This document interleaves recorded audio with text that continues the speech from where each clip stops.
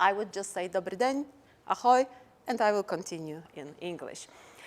So today, if there is only one sentence or one thought that you can take with you from my presentation, that's it. So great products are not built from certainty. Yes, please join us. We need curiosity, patience, and courage to explore. And this thought is actually going to guide us today through my presentation. I would love to explore an interesting topic for you, a topic which I personally believe is crucial when we say building, creating products, solutions nowadays. So what kind of problems we are trying to solve, right? We speak, when thinking about products, we want to solve somebody's problem. What kind of problem am I bringing today? The problem related to assumptions. Let's try to connect it with my experience, your experience. Have you ever been in the situation where you put so much time, effort, commitment to create something? New feature, improvement, product. You bring it to your stakeholders, customers, users, and then they came excited, happy, and after this presentation, or even just during that, you can observe their face is changing towards, I would say grumpy cat, like, this is not what we wanted, right? So they come up with excitement and they leave with frustration, with maybe lack of trust. Now they feel, come on, what's wrong? We felt everything will be as we wished, but what you are presenting is not what we truly want. What kind of assumptions we can find in that situation? Well, maybe customers don't know what they want. There is such a saying that customer is a beautiful creature, but also a very problematic one. Why? Because there is something in their head that they think they want. They express it, in many cases, in a different way. And last but not least, the true underlying problem, need, desired, it's a third topic. And now talk to customers, right? So one possible assumption is, hey, customer, hey, stakeholder, you did not know what you wanted, right? Okay, one strong candidate. But what about us? Are you sure that you understood well what your customer were trying to explain? Are you sure that you spot the right problem? Are you sure that you picked the right solution? Finally, if we take a look at any feature, any product that we build, there are a lot of aspects related to that product. Are you absolutely sure that every single aspect works in the best possible way to help us generate the highest possible value for our users? Assumption, assumption, assumption, assumption. And what I believe is still a bit sad when it comes to working in different companies across industries, countries, is that sometimes we simply do not realize we are making assumptions. And if we build something based on untested assumption, we are actually inviting ourselves, our customers, our stakeholders to this grumpy cat situation. This is not what I wanted. Think about yourself too. Is it nice to build something and then just hear, we will put it into trash. Sorry, once again, and once again, and maybe once again. Excited to do it twice, 3 times, 4, 5? I guess not so much, right? So that's why we need to find a way how to do it. That's why I'm inviting you today to take a look at the power of exploration. And I'm not going to teach you absolutely every single tool, technique, idea. There will be not enough space to go deeper into any sophisticated practices and tools. However, I want you first to incorporate this hypothesis thinking and then grab a few inspirations. There will be later, spoiler alert, some interesting talks which I believe will feel like a natural continuation for our conversation. So if you find it interesting, stay in this room for longer.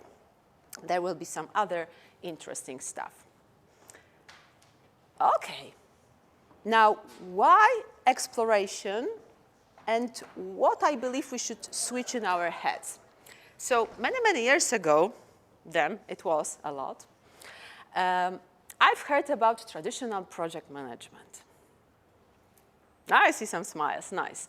Well, what's wrong with traditional project management? We try to plan things, analyze, code if it's a software product, we test it, we deploy, and it should work, right? Well, there were historically problems that could be resolved in such a way, and still nowadays some of the problems can be handled in that way. But as it is TechMeetup conference, I believe you have some knowledge about code, right? Software products, maybe some coders in the room? We do? Okay. Maybe some product managers, product owners. Okay, we also have. So you know that it will not work like that, right? And more than 20 years ago, there was a group of people speaking about Agile track who created so-called Agile manifesto for software development. And when we read this manifesto, we realized, okay, this top image will not work. So how to do it differently in smaller steps, right? Any people using Scrum, having any experience with Scrum? Yeah, we do, fantastic. Product increment, product increment, product increment. If you're not using Scrum, just a small, functioning, useful, usable version of our product. Regularly delivered. I think a very typical cadence is like 2 weeks, 1 week. Scrum Guide tells us 1 month or less. So we create something, right? What changed when we say Agile, I think in many of the people's head, our path is actually not a simple, straightforward road, but a curvy, bumpy road, right? Every increment is bringing opportunity to change things. That's one of the essence of agility, right? We want to learn to become better, and we know changes will come, and because of that, we create those learning feedback loops. What happened to me, because my journey with agility is already quite long, a few years ago, I realized, no, those pictures are not correct. Well, maybe somebody sees value in those. But I realized that when I work with the teams on building products, it actually looks like that. So it's not just a one road, maybe bumpy, maybe curvy a lot. It's actually like a graph, if we have some mathematicians. However, if I invite you to turn your head a little bit, if it's okay for your health, what I see here, it's actually a fallen tree, right? And if we think about us as kids, how do we climb a tree? Carefully, using different branches, and we try to find the best part of the tree to climb higher and higher. It's actually an exploration, because if we start from the bottom, we don't know what's happening up and up and up, right? We explore. And I absolutely believe that's the idea of product development. It's exploration. It's like climbing an interesting tree. So what do we need to be effective in climbing the tree? First, curiosity. Why do we need curiosity? Because to be able to see that our path is not like that, but it's actually a big solution space, we need to open our mind. We need to start asking right questions. If we have any product managers, product owners, now, please stop thinking that you're accepting or looking for requirements. Instead, we are actually creating assumptions, ideas that should be tested. And this curiosity is inviting us to ask, what did we misunderstand from this conversation with the customer? What kind of other solutions there are that we can get inspired by? What we still don't know, okay? When I say product development, let me remind you, we are connected a lot with complex domain, which means there are a lot of unknown things. What is actually even worse, there are unknown unknowns. So we don't know what we don't know to make it even more challenging and interesting. So this genuine curiosity, this mindset of questioning things, and I think if you managed to be on the very first presentation in this room today, so Justina was mentioning that she likes this kind of, let's say, developer persona in her team. A person who comes with challenging, right? With tough questions, but how? But how do we know? Will it work? This is actually something that I don't think we should accept, we should actually expect this kind of mindset in our teams. I absolutely love this kind of people. If you don't have them in your team, there are techniques how to make it happen. For instance, there is an idea called devil's advocate. And you can even rotate that role. It can be like, you know, a hat that maybe this week I'm wearing, next week Adam will be wearing, why not? And we are challenging ourselves. Why? Because challenge means we are looking whether there are more branches in this particular part of our tree. What else can we say about curiosity? So, surprisingly, actually it took me some time to realize that, hey, I'm actually going to Ostrava to be at the university. So it is a perfect place to remind ourselves that the science already knows how to do exploration well. And if we take a look at the scientific method, we will see a beautifully written history how we can actually explore what to do, what to build, how to build in our product. So where do we start? With questions, with observations, with something that triggers this spark. That's interesting. Will it work? Should we explore it, right? What do we do later? Scientists will do a research, right? Maybe there is something already in the market. Maybe there is some pre-existing solution that we can be inspired by or adapt to our product. Actually, what can we learn about this particular phenomenon? Next part is hypothesis. So I promised that I will invite you to put this hypothesis thinking hat on, right? But we started with assumption. So what is the connection between assumption, hypothesis? Is it the same? Is it different? So in my experience, some of the great authors who are speaking about this topic in the context of product management, they use this word in a very similar way. So if you are a book reader, one of the books that might be interesting for you is it's the book by Teresa Torres about continuous discovery habits. She's using a lot the word assumption. Why I love this one, so hypothesis, I think that Teresa Torres actually thinks in a very similar way as I do, so we are perfectly aligned. However, from scientific perspective, a hypothesis has certain specific traits.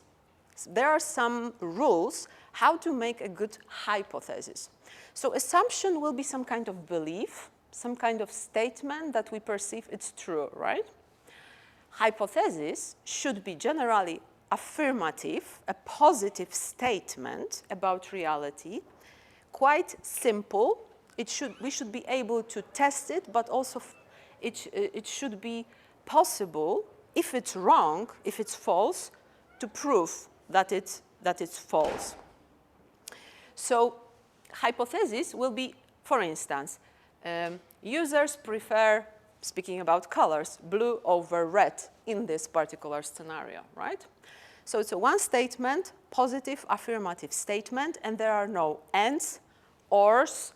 It's not long, because it will be difficult to test it, right?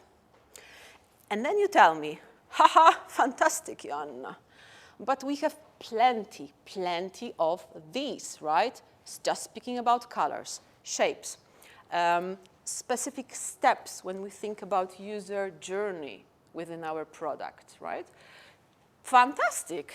So you have these many areas to explore, and every single question or topic is an inspiration to start your own scientific method learning cycle. So actually, color, exploration. Shape, exploration. Problem as the bigger, exploration, that's how trees grow quickly when we think about it, okay? So we may also say that actually, if we take a look at bigger product or bigger feature, it's not one exploration tree. We are talking about the forest. How cool. Nature, green color, we've learned already about it a bit. So we are going to work with trees, probably more than one tree. Okay, so hypothesis, that's why I'm emphasizing that for you, has very specific traits. Please have that in mind. If you have, for instance, different options, fantastic. You can test one hypothesis one by one. There might be even very small, tiny change between them. But it's better to create proper hypothesis using the correct approach and test it carefully. If it is possible in your environment, within your product, there is also a way how to test very similar hypotheses. So going to test with experiment. Anybody has ever heard about A/B testing? Yeah, we do. You can do A, B, C, D, E testing. I mean, a lot of different options. If you make sure that there is one group that is given one version, second group, second version, and so on, and you have also a control group, right? So if you use right approach, or if you just want to compare preference between two colors, maybe this control group is not so needed, that's what you do, right? Now, test with experiment. But, okay, we have A/B testing, right? But what else do we have here? What is an experiment? An experiment is small, relatively cheap. We will now speak soon about this relativeness. Effort that will help us learn. That will help us see if we are in this point of our tree. Should we go here, here, here, or maybe try to even explore a new direction? So that's the purpose of experiment. And when I say experiment, you can think about something very simple, cheap, quick, and we can move through different, some people say we have low, high fidelity approaches, right? We go through different techniques and tools, but we avoid building the full feature or the full product because it's no longer an experiment. So, what's the simplest possible experiment that, taking a look at you, you can actually conduct even now? Let's imagine we have an idea for the change, for the improvement, for a product. What we can do to test it now? Any ideas? Just ask, really? How many people do I need? Yay, 5 minutes. That's so-called 5-minute experiment. When I hear anybody telling me, oh, no, we are going to experiment. First, I don't know Czech language. I already told you, czerstwy chleb, right? What kind of connotation in my head. But in Polish, when you tell people, let's experiment, in my language, it's eksperymentować, right? People will react like, maybe not. Are we now turning ourselves into rats in the laboratory? And I say, come on, no, no, no, no, no. Experiment is actually a risk management approach, right? Because what's the risk when we have a hypothesis? We can be wrong, right? So experiment is just a way how to avoid unnecessary cost, how to limit damage, right? And how to create a relatively easy space to pivot, right? So to change the direction. So that's one thing. Second, I tell them, okay, how much do you have? Time, money, material. Oh, I have, I don't know, 30 minutes. One day. Pfft, one day, it's already a lot, right? Because we spoke. One person, look at that room. That's actually from statistical point of view, and math and statistic is your friend, it's a quite huge group to test something, right? But we can also do other things. Paper prototypes. Anybody heard? We can draw. Just like that. Ah, you see, we have a space for prototypes. Well, it's not paper, but you know what I mean, right? Digital prototypes. Not to mention, and this I believe will be the next talk after the lunch, which I'm already inviting you to, with AI, now prototyping is really, really quick, right? So to learn quickly, we can leverage all the advancements that we achieved in the last few years. And with AI, you can build landing pages, which is very quickly, which is actually already a version of prototype. We can build quickly MVP, not ideal, and be careful, of course, right? But it might be good enough if the purpose is to learn. How to achieve learning? We need to close our scientific method cycle. So when we conduct experiment, we need to analyze data. Justina mentioned about metrics. You have plenty of ideas, frameworks, inspirations. You can also take a look at, for instance, evidence-based management framework that is described quite well, and you can look for different examples. So in this method, we need data because we don't want to guess. We want to have evidence and data to make the best possible decisions. Report conclusions. We need to summarize our learning somehow, right?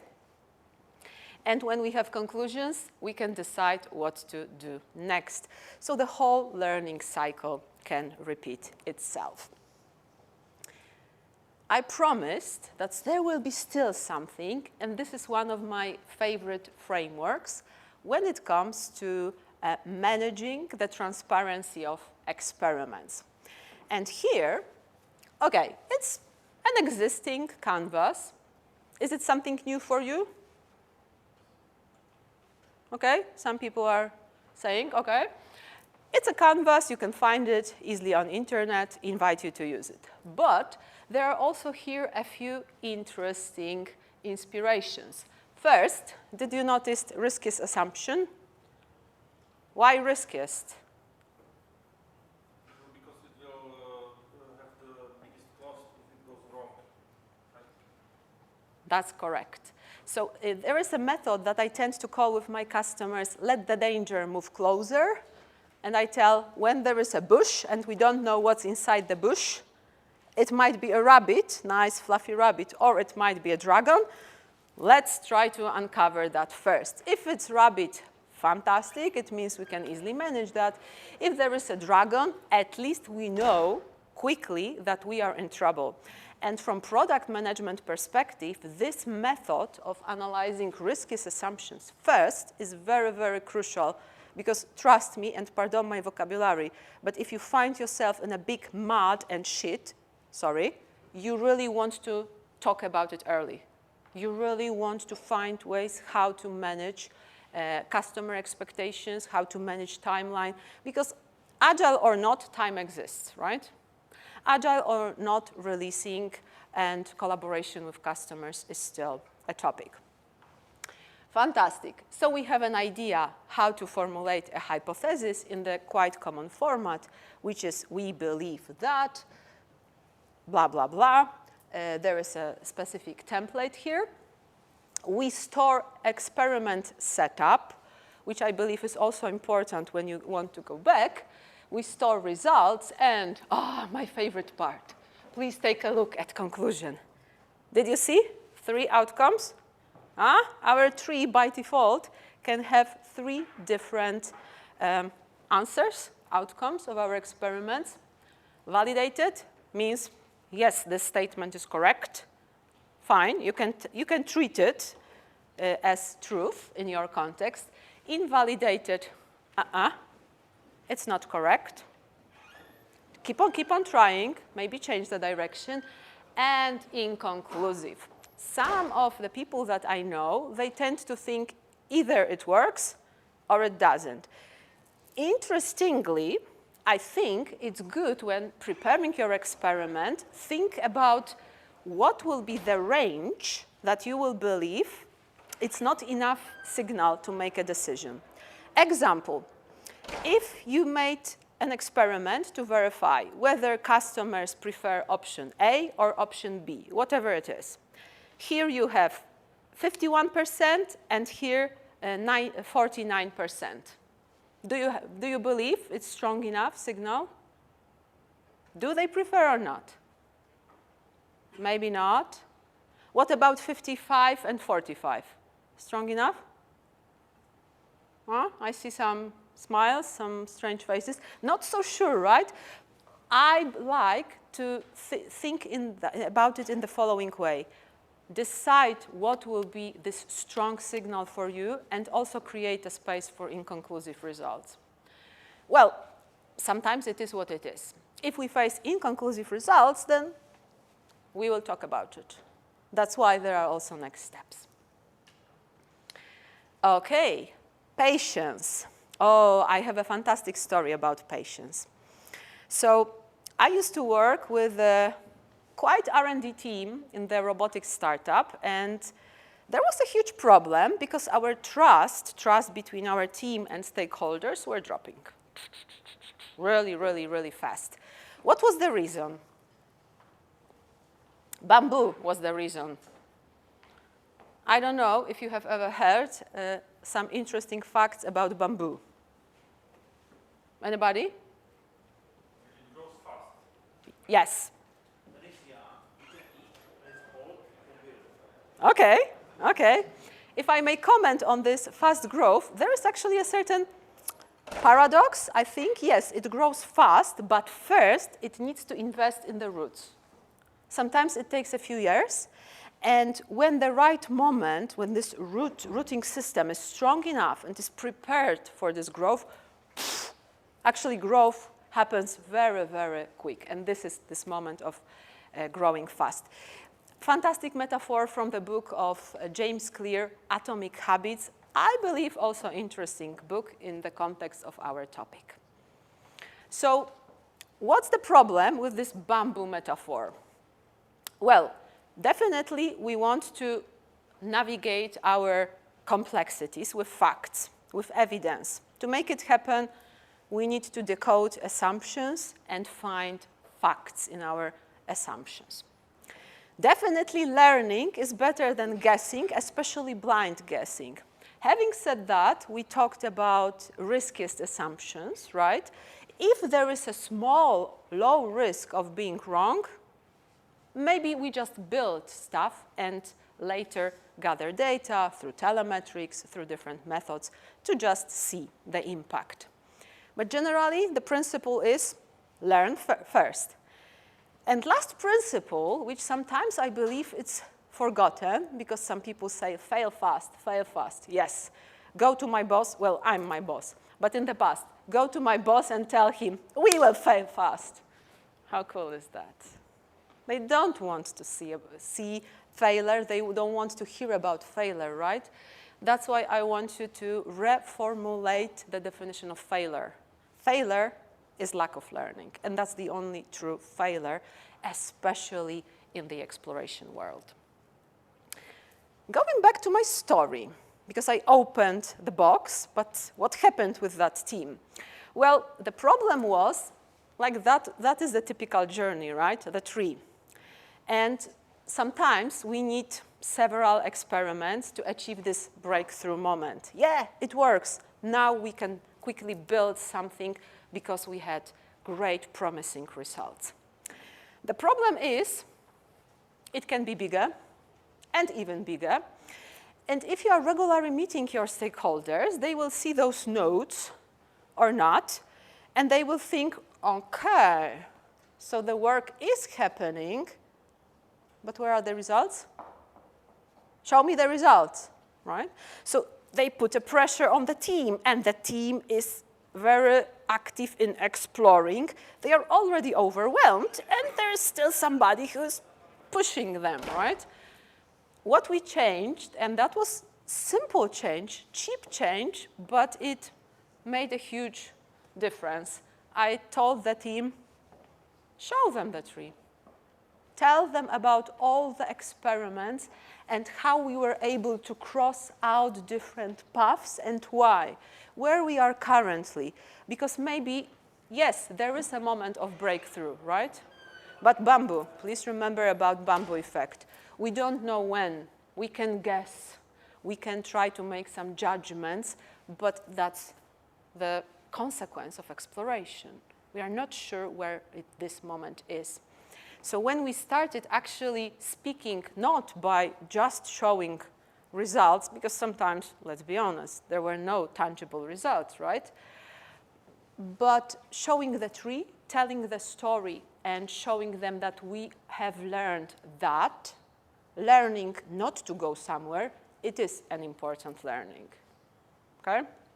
If you don't trust me, think about going to the country that you completely don't know and being alone in the dark street. Come on, we know we have to be careful, right?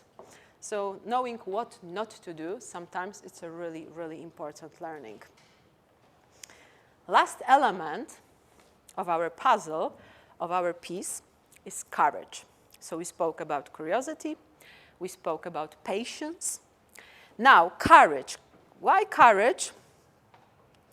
How do you feel when you tell your boss, sorry, we explored, there are no results, and the boss started to shout at you? Excited? Happy? Satisfied? Willing to come back next day to work? I'm not. Sorry, I'm not. I'm this kind of person that it won't work well for me. So this is actually a beautiful connection with so-called psychological safety. And here, that will be the third book recommendation. We can see some, in my view, very important thought coming from the book Fearless Organization by Professor Amy Edmondson. So if you have ever heard about psychological safety, well, it's not just a fluffy term. And when we say courage, it's not an invitation to make silly mistakes, do not be committed to our work, do not pay attention to details.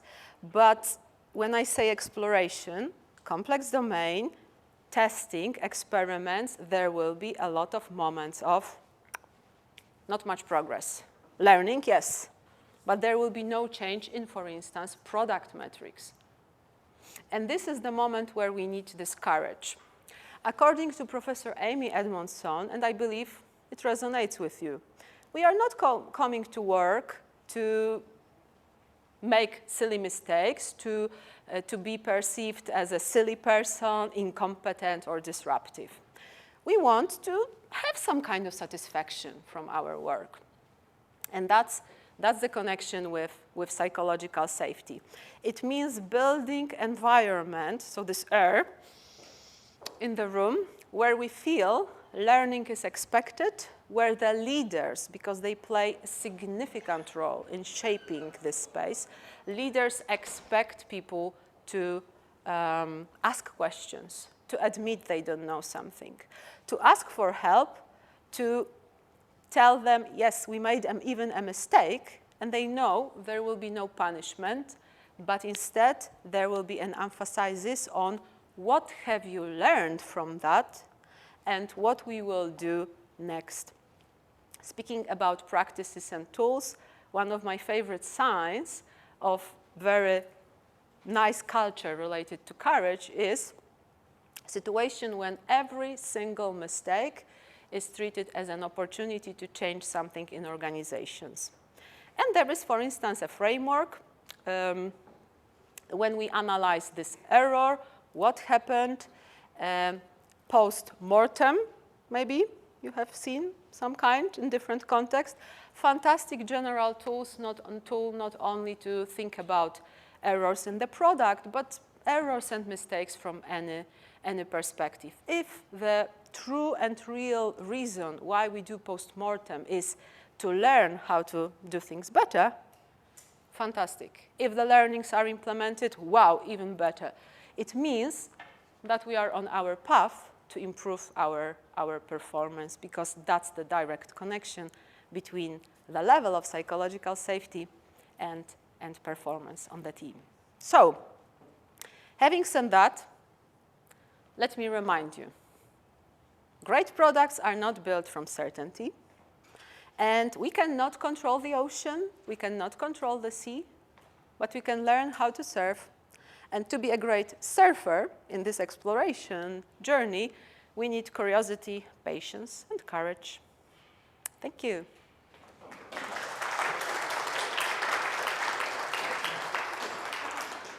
Thank you, Joanna. We have one question in the Eventi app. Very important number. We just need one person to conduct an experiment. Bigger. We will see. How do you convince clients that 3 days of upfront research saves 30 change requests later? Do you have some recommendations? Can you please repeat the question? Yeah. How do you convince clients that 3 days of upfront research saves 30 change requests later? Ah, fantastic question. First, understand your customer. So I tend to say that agility starts with people. I don't know if you noticed, but if you take a look, individuals and interactions over processes and tools. Why do you have to understand this person? Because you need to know what is their pain point. Typical rule of thumb, but invest in that, is money. Either they have some processes that are wasteful, they want to earn more, right? They want to bring effectiveness to their company. So you grab what is important to them, ask them even directly, hey, what is your biggest problem? And you build around that. When it comes to money, it's a very, very simple story. And you can, if you don't know that customer yet, you can even use some examples or data. Have you ever heard about user adoption reports? Very interesting reports.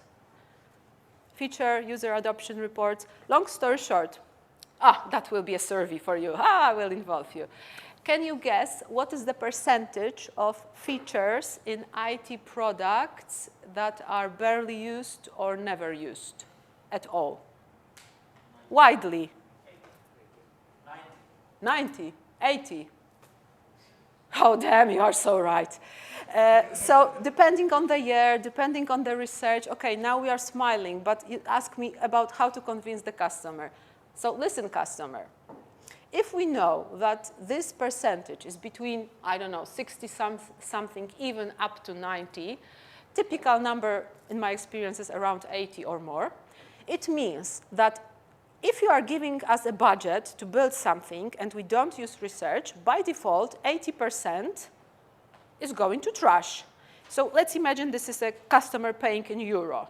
So out of every single euro, 80 cents you put to trash. How do you feel about it?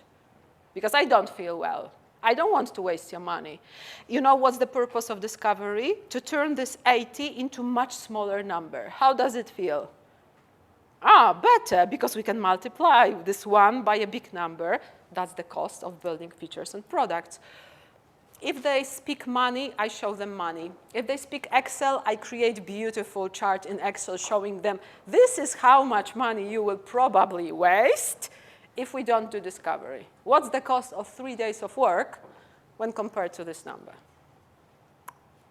I like this strategy a lot. Plus, start with their problem.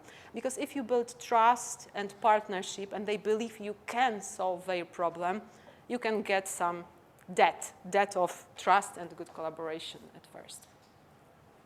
Thank you. We have another question from Kuba. Fantastic. How to bring this thinking into my company? The bosses are not for A/B testing or experimentations. They make up features on their own without data. Okay. And what does the user/customer think about those features? Do they have data for that? So I would actually start by who actually might care about this change. Because if we think about ourselves, I don't know if you think about Scrum Masters, developer, product manager, owner who wants a change. We need to create some support groups for ourselves, right? So my first thinking will be who might be interested in that. So find this person, show them that this is something that they want, and start small. That's the rule of thumb. I think that a lot of us, Scrum Master with a lot of years of experience, a lot of us, unfortunately, think that, yay, we can change the world because we are ready. But typically, majority of people are not ready. They are afraid of change. What do? Start small. Start in an experimental way. So in one team, one feature in one team, one sprint, 1 week of work, right? Try to negotiate what if we create this kind of experiment related to the way how we work, and after 1 week we will check. You're actually bringing hypothesis thinking into the ways of working. So how cool is that? Try to use this method to introduce this method. Ha, I love that. Ha. Good for me. Sounds very cool. Okay, we don't have any other question in Event app, but do you have any other question for Joanna? Completely satisfied. Or dissatisfied. There is also another option. We thought, you see, we spoke about trees. And one of my favorite options is we did not understand anything, so we even don't know what to ask. If that's the option, I'm sorry. I hope I did not waste your around 40 minutes of your time. Just in case, I'm staying here. As I told you, I'm a Polish native speaker. I prefer to use English, but if you want to laugh at me, you can try to talk to me in my native language, and I will try to understand Czech too. So yeah, happy to talk about anything with you, and I'm wishing you a really, really nice lunch break. If it was interesting, I feel like next talks in that room might be also valuable for you. Thank you, Joanna. Thank you.